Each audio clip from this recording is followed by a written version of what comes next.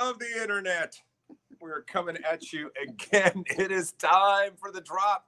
Thursday at 12, 31, 32? 30, yeah. We're semi-consistent. One of my favorite two words that comes together is yes. Close counts.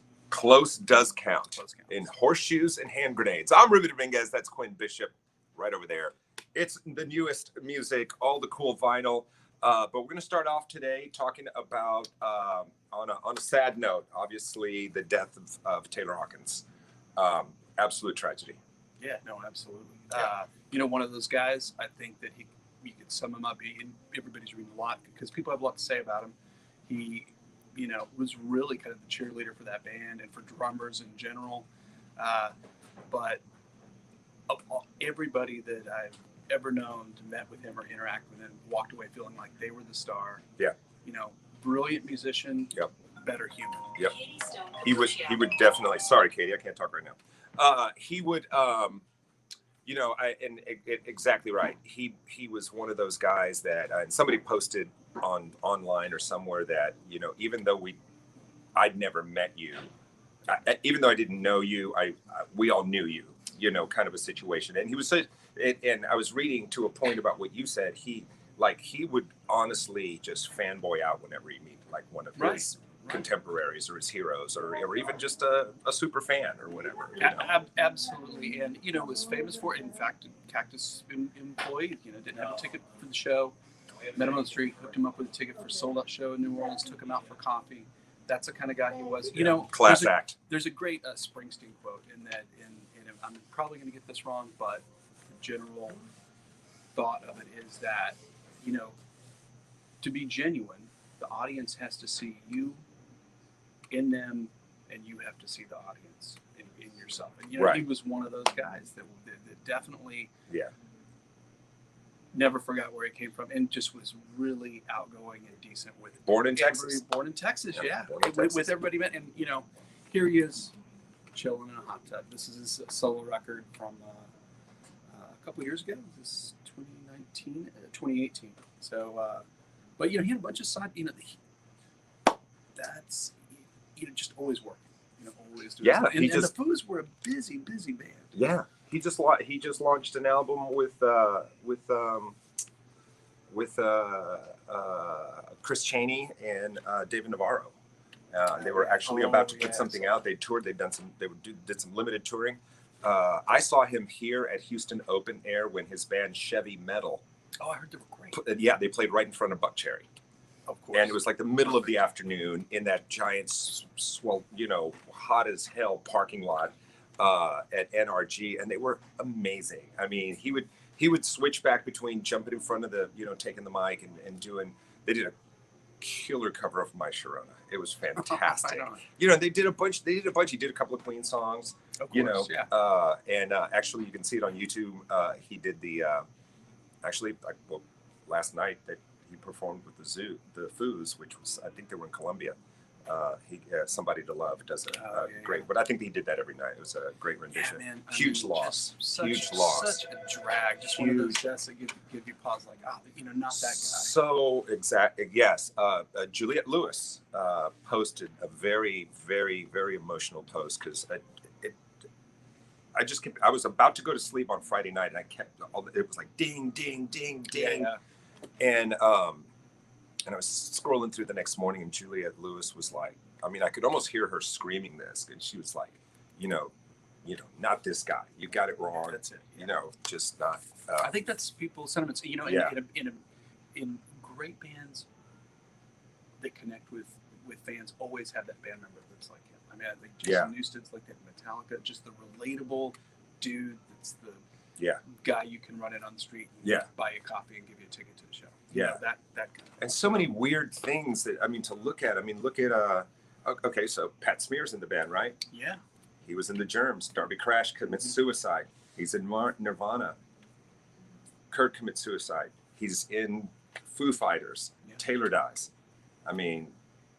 Those guys have seen some tragedies and stuff. Okay. Yeah. So anyway, rest in peace, man. Thank you for all the great music and the great energy and being a great human being. Yeah. All right. Well, we're going to pick it up. Yes, let's go. Let's do that. Let's go. big, contemporary, another big 90s band returns this week after a long layoff. The Red Hot Chili Peppers have a brand new album, Unlimited Love. I love the cover. And let me tell you, just reading like their quotes about this record, these guys are outstandingly ignited to be making records again and doing what they're doing. I think they actually figured out a way to record as a band during lockdown. Of course, they're John Frusciante. First album with him in 10 years. First album with him in 10 years. He rejoins the band just in time for a global pandemic when they can't really go do anything. Yeah. So really fans have been waiting for this record. Absolutely. And by all accounts, very good, supposedly a very consistent record. Just stylistically, their records kind of jump around a bit. Right. And, I think, you got their Mother's Milk and Blood Sugar Sex Magic, but then it's kind of a lot of this. This is supposedly pretty solid. The first record with Frusciante was Mother's Milk or Blood Sugar? Because that's the tour I saw. Mother's Milk? All right. Yeah, our director says Mother's Milk. Another band, Hillel Slovak, their first. Hillel Slovak. I bought the first record. Yeah. I like that record. I think in Texas we all had a very skewed opinion of this band because we'd only seen that MTV video for True Men Don't Kill Coyotes. And prior to that, we had all these like Texas funk bands that were Bad Mother Goose, and everybody thought they were kind of copying the Texas acts. It felt like they were both were out at the same time, but these were the guys that were getting. They're coming from the same. These were the guys that were getting to play. We have a big surprise for Houston fans. And what is that? Here in that we have a bunch of autographed copies. Look at that. CDs are these on sale right now? They are on sale tomorrow morning. 10 a.m. at Cactus, one per person, no holds, no phone calls. Dude, just come and get one. They will not last long. That's fantastic. It's pretty cool. Yeah. You guys always did the cool stuff. I know, man. We're trying. We're working hard. That's what I love. Let's keep it rolling here. Another big record superstar artist, Michael Buble. His new album, Higher. I think he's really fun, right? Like he's whether it's commercials or whatever, he has a personal appearance. Very jovial, great performer. I think he does. Even he's a massive, huge pop star that sold 100 million records or something like that. He does such a great job of balancing like pop music and the Sinatra-esque cool element. I love that. And this record's got Willie on it. He covers Crazy. Oh, fantastic! So add that to the Willie's publishing loot. That another cover of Crazy. He's just stacking paper. And he does two of my favorite songs on this record. The Duke Ellington, Don't Get Around Much Anymore is one of my all-time favorites. Yeah, it's a great song. Charlie Chaplin's Smile closes with that timeless classic. So this is he's cool. Good to have this guy back. All right. Step on the pedal because we're going to start talking right now. Step on the pedal. We're talking about Mr. John 5. His album Center album finally available on Wax. This guy is one. I don't think there's anything he can't play. Stylistically, he is one of the most accomplished guitar players out there making records. He's A-list shredder level. I guess the first time I came to know about him, is when he went out with Rob Zombie. Yeah, I think he did a stint with Manson. He was the glory years for Manson. Right. And then he was even with David Lee Roth for a little while. But he's accomplished artist in his own right, not just a sideman. It's very difficult for virtuoso guitar players to break out of that sideman thing. Yeah. This guy is he's an artist, and all his records are again veer into all these different directions, and this one has a cool instrumental version of Crazy Little Thing Called Love, which doesn't really sound like anything else on the record, but that's okay. That's cool. And a cover of Georgia on My Mind featuring Peter Criss. Yeah. Because John 5 is a huge Kiss fan. I will tell you, he's definitely one of the modern masters of the Telecaster. He's a beast. No doubt. He's a beast. And man, we love people bringing the Telecaster back, right? Man, brother. And if you follow him on YouTube, he posts tons of videos of him shred. He's a huge horror fan, so he'll wear Frankenstein masks and just sit there and light speed banjo rolls, nutty stuff. Yeah, which makes you want to take all your gear. Makes me want to throw all my guitars out the window. All right, I suck. We're going to keep the heavy stuff rolling. Let's do it. There's a new Meshuggah record. It's called Immutable. Now, for those of you Which who don't sounds know- exactly like the last Meshuggah record, but that does not matter. So, Glorious. for those out, you're curious about this band, you've never heard them on the radio. Oh, You're just not. It is what I would describe difficult music. They're one of the most important metal bands ever. yeah. The most technically complicated, polyrhythmic, experimental out there. Am I leaving anything? Arguably creators of the entire gent movement. Yeah, for 30 years doing this, and it is really something crazy. Yeah. And so they're back with a new record. This is limited to 2,500 copies on red transparent vinyl. And my favorite metal drummer, Mr. Tomas Hake. Well, there you go. There you go. There's a video. It's a GoPro video right behind, like from the seat. They're live. It's on the Bleed tour, and it's on YouTube. If you just go Tomas Hake, it's probably the first video that comes up. Just watch it. Yeah. You're either gonna love it or send me nasty messages like, "You're an idiot." There's probably no more proficient, crazy, technical band out there than these guys. Yeah, they're nuts They're in the best possible way. And we love them. They're not I love bending them. the notes. Yeah, They're they're just great playing live. a whole Go see line. them. And if they're getting paid by the note, they're zillionaires. Yeah, it's like Stephen King gets paid by the pound. You know how heavy his books are, or whatever. You know, it's like $2 million. Paid by the note. I don't know what's happening. Well, this next record should Yes. actually be in the reissue. Come on. It should be in the reissue portion of our Yes. broadcast, but I'm throwing it in with the metal records. Please and do. it's, Testament. This is their name of this record. I'm spacing out. It is Formation of Damnation. Yes, the And so Formation of this Damnation. is the 10th anniversary of this record. It's on a limited edition colored vinyl. This record is noteworthy because it is they reunited after since the early days A long with their time. original with Alex Skolnick. Yes, the original lead guitar player, and so it's cool. We're finally getting around to having some of these records that maybe never even made it on vinyl to begin with because it wasn't that popular. It was probably a cassette and CD release. So here you go. So definitely, thrash icons. All right, And it's on Nuclear Blast. Yeah, there you go. Nuclear Blast. Great label. Venerated Great label. metal. Great label. All right, we're gonna turn down the volume a little bit, and we're gonna go into some country and Americana type stuff. Maren Morris has a brand new record, Humble Quest. People might know her as a Grammy Award winning Artist of the Hour. Yeah, Artist of the Hour, native of Arlington, Texas. She's Oh, I didn't know that. Texan. Yeah. All my country folks talking lots about this young lady right now. Yeah, and love her. sure, Breakthrough Records hero, and I mean nothing. She's just terrific. She's a great singer. We were hearing about her, as a teen, like out of high school. People talking about that she was one of the best unsigned artists, and she caught up real quick when she landed with Sony Music, and a lot of anticipation for this record. She's a new mom, so that informs a lot of the songwriting here, and classic country themes: family, work, kids. There you go. Yeah, keeping it very has real. quite the career in front of her. No doubt. Next up, Paul Cauthen, who's a Austin guy. He was in a huge rock band from Austin called Sons of Fathers. They won a bunch of awards. They were actually huge in scattered by major labels some years ago, and then they split up. And he's really taken the outlaw country path, and he's on a new label, 30 Tigers. Really kind of edgy country with titles that many of these titles we cannot say. We cannot say them on the air. No. So you'll just have to check them out online. Paul Cauthen, Country Coming Down. Anticipated new country release. Nice. This next guy, Ian Noe. I think it's Noe. I don't know. I've never actually heard anybody say it. But he's got a new record, River Fools and Mountain Saints.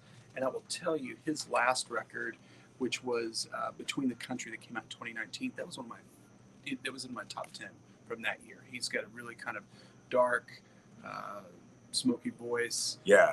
Great lyrics. Yeah, great lyrics. Also on 30 Tigers. Yeah. Check that out. Kind of a little more downbeat. He's from Kentucky, and I think you can hear that in there. Yeah. His first record is fantastic. I look forward to spending some time with this. It's going to be Yeah. It's gonna be a favorite He's one. of He's my one to house. watch. Another artist to watch, Molly Tuttle. Ooh. LP forthcoming on this. She has a new record called Crooked Tree. This is noteworthy. She's made 3 records for the Compass label, which is really one of the most highly regarded bluegrass labels out there, and she's made the jump to the Warner Music Group with None Such. And for those that might not know, None Such is one of the most celebrated roots music labels in recording history. And they, Punch Brothers, contemporary, absolutely. Punch Brothers on the label. Oh, okay. A lot of modern roots. Chris Steele and those guys. There are a mess of she's as far as all the Players Awards that bluegrass artists can get. She's won all those and tons of guests. So here we go. Just a couple of people on here. Let's see. Sierra Hull, Old Crow Medicine Show, Margot Price, Billy Strings, Monster, Dan Tyminski, Jillian Welch, and an all-star ensemble of Nashville musicians. Dan Tyminski, the voice of all the vocals in Oh Brother Where Art Thou. Oh, really? He's the voice with all the George Clooney parts. That he's kind of lip syncing. So that's fun. Okay, I didn't know that. So she's an artist to watch. It's Molly Tuttle, Molly Tuttle. All right, we're gonna slide into some 80s grooves here. Please. Maybe even some 70s here. Please. Daryl Hall has a new compilation, 2 CD compilation called Love him. Before and After. I don't know about you, man. But I was never like a huge fan, but that Daryl's House thing made me a crazy fan. And then they're blast. I love it. It's so good. If you haven't seen the show, the concept is very simple. He has a guest come and play with his Cracker Jack band in this big barn outside of Pennsylvania, outside of Philadelphia, and they play some tunes. Yep. That are that artist's tunes. Yeah, they play some of his tunes. And then they play some of Daryl's tunes, and then they cook a big dinner together. So it's like the greatest idea a cooking ever. Show. Yeah, if you're a music fan, imagine being invited to that dinner party. And they talk about the thing I like about it is they talk about stuff that really is relatable to one recording artist to another. Like problems with why didn't I find my place in the marketplace? Or, I had bad management for a long time. Or, my label wouldn't let me do what I want to do.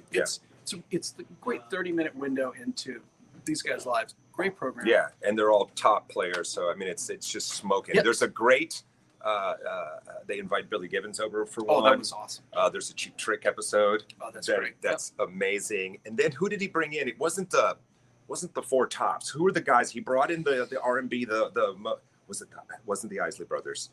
I remember there was 3 guys on the mic. Oh, I didn't see the that. Spinners. It was like one of those bands, and that's the whole Blue Eyed Soul thing was like being influenced by those guys in Philadelphia. In Philadelphia, man. Yeah, absolutely. So So this check it out live from Daryl's house. This collection is cool because it has a bunch of the recordings for best performances from the show, interspersed with best recordings from his solo records. So it's a way to kind of recontextualize his solo work with the best stuff from the show. Perfect. So, I'm going to be listening to this thing. Yeah, man. I'm going to have to tell Jeff Davis about that. Yeah, there you go. All right, the president. He's rolling.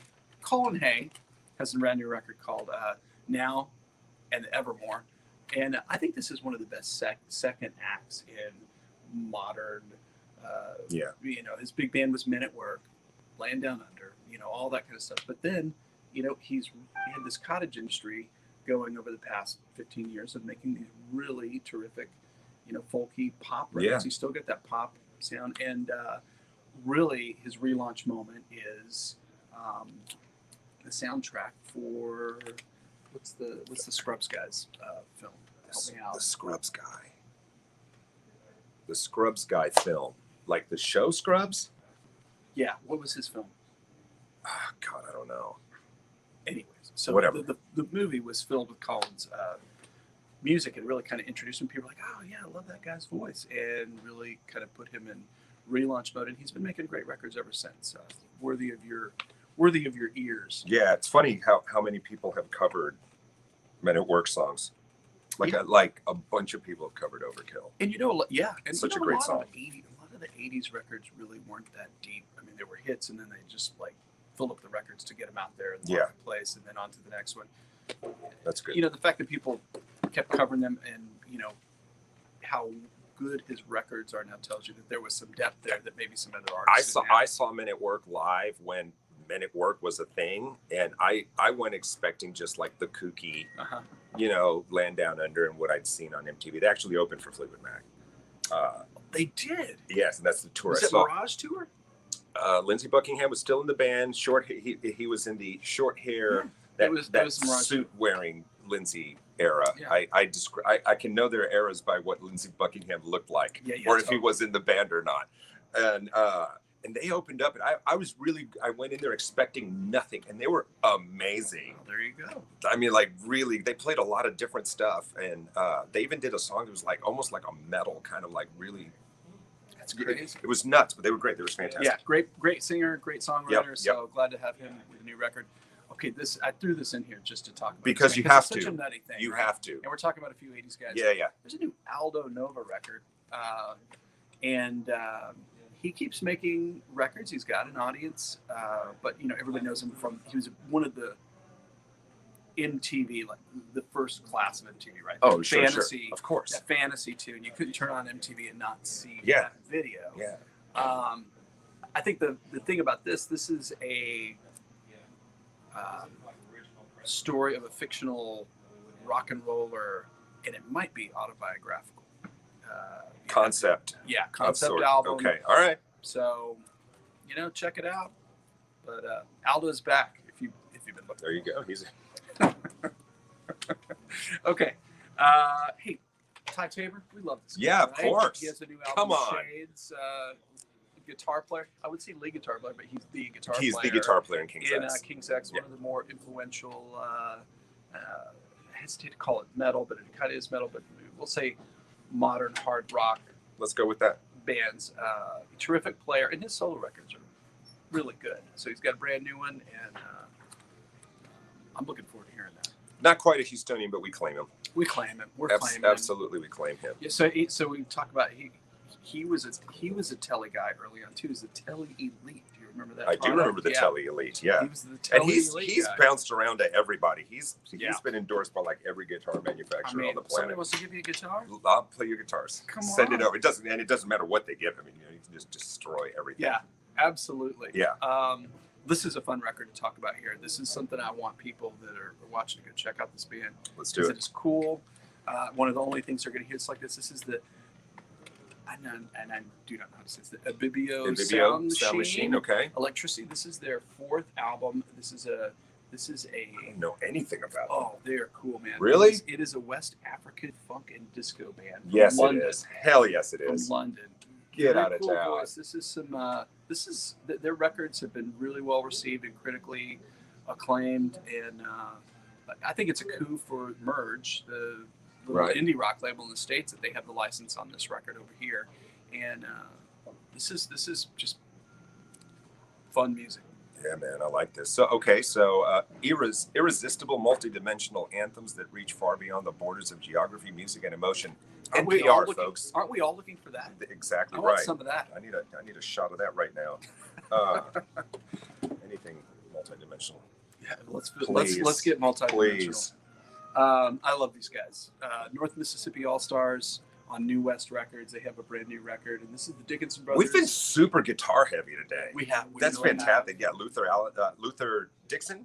Dickinson. Why was Dickinson? Why was I? Where's the Luther and Cody Dickinson Brothers, and Cody's the drummer. Luther's Monster a guitar band. player. But here's the kooky thing: Cody's as good of a guitar player as Luther. That's just but frightening. he just happens to play the drums. Yeah, nobody should have that kind of DNA. Very Allmans inspired. For those that don't know, Luther and Cody's father was the legendary Jim Dickinson, who was one of those lightning rod guys in the 70s that was involved with, played with the Rolling Stones and produced tons of great records and was in Memphis. Yeah.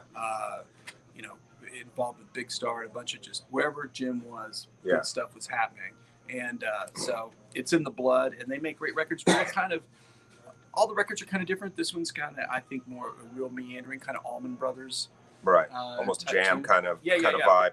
And that's good. I mean, they got their roots in the jam band thing, but it's way more rootsy and soulful American groovy than what you might expect from Luther did a stint in the Black Crowes. Oh, and they were phenomenal when he was in the band. I think that's what. And when he left the band, they went on hiatus because. What are you gonna do? Yeah, you got to replace that guy. What are you gonna do? Yeah, hell of a player. I'm excited about this one. We were talking about it just a few minutes ago. What is going on with it's Guitar Day. Yes, sir, it's the guitar edition of the Drop Season 2. Sir. I love this guy too. James Hunter, the James Hunter 6, this album, Whatever It Takes. Tell you a little bit about him. James was Van Morrison's band leader for many years, and then broke out on his own, and has been making these.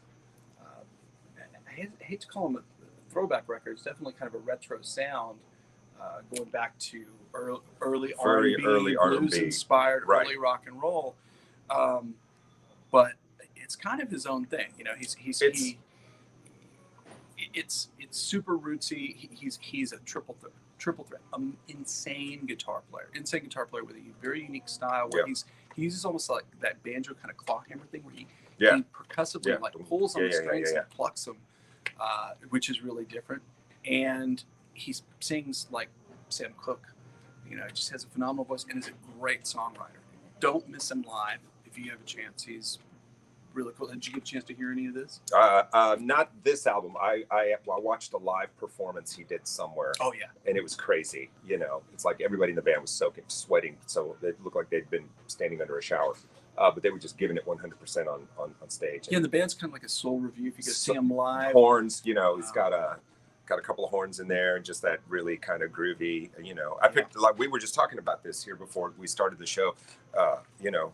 I got a little J.D. McPherson vibe. Just absolutely. They're cut from the same cloth. A lot younger, but they're definitely in that same cut. And when James comes to town, he's either at the Continental or the Heights Theaters, the last place I saw him. And man, perfect place to see him. Tears the roof off the place. And it's on Daptone, so you know it's good. Yeah, produced by Grammy Award-winning Bosco Mann. Yep.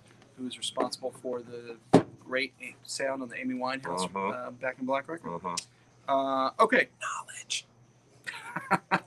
This is our lone record in the. Oh, it's finally on vinyl. This came out in November. It's finally available on Indie Store exclusive color vinyl. This is Japanese Breakfast, the soundtrack to Sable, which is a video game. And I don't know what you were hearing about her, but man, people were like flipping out at South by Southwest about her set. I mean, you know, one of my favorite albums of last year. Yeah, you know? very, very cool artist, and this is more of a pastoral work. It's not as so. Was the music inspired by the video game, or she wrote the music that's in the video game? I think it's her.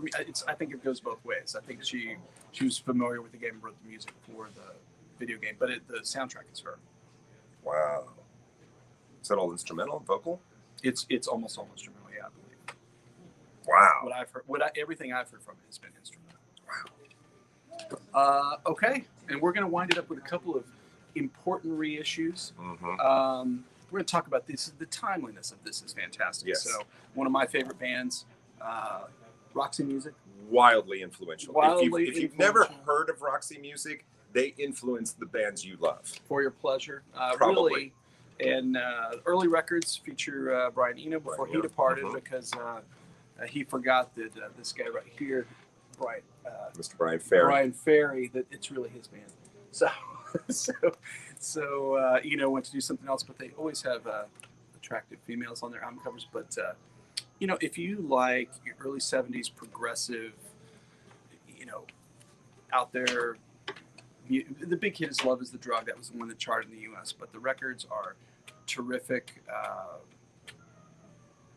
Yeah, it was a game changer for a lot of people, man. Roxy Music, I mean, they influenced a lot of people. They influenced me, and so these reissues were remastered from the original master tapes at Abbey Road for highest possible sound quality and cut at half speed. That's fantastic. The reason we're talking about these today, they just announced their U.S. tour, reuniting all original 4 members. Wow. Not playing Houston, playing Austin and Dallas. I already have my Austin tickets, so we'll see. When is that show? September, like September 13th or whatever. Yeah, it's going to be. I mean, it's the only chance you had to see him in 15 years. And really, we're at the point where, for regardless of genre, classic music, whether it's soul, R&B, rock, country, if you like an artist and they're in their twilight years of touring, go see him because you might not have another chance to go see him. So I'm very excited to see Roxy. And we're going to end with one of the greatest albums of the 20th century. Nothing to say here. And Motown's What's Going On, Marvin Gaye. And there's a lot of stories about this record and how he fought to get it released because Barry Gordy Jr. didn't believe in it. And this is just awesome. Mercy Brilliant. Me, The Ecology. I mean, top to bottom. Save Yeah. Children, top to bottom.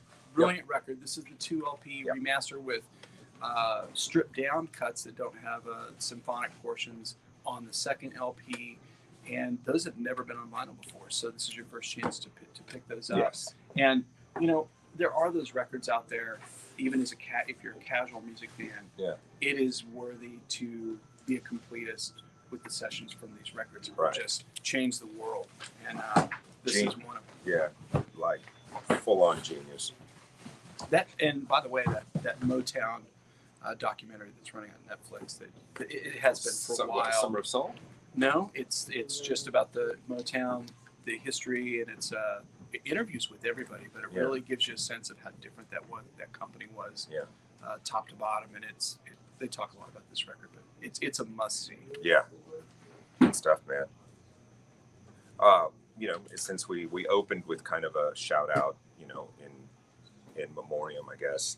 I think we also need to mention Questlove winning the Oscar was overshadowed by an event at the Oscars right before him, but an amazing accomplishment for his Netflix documentary.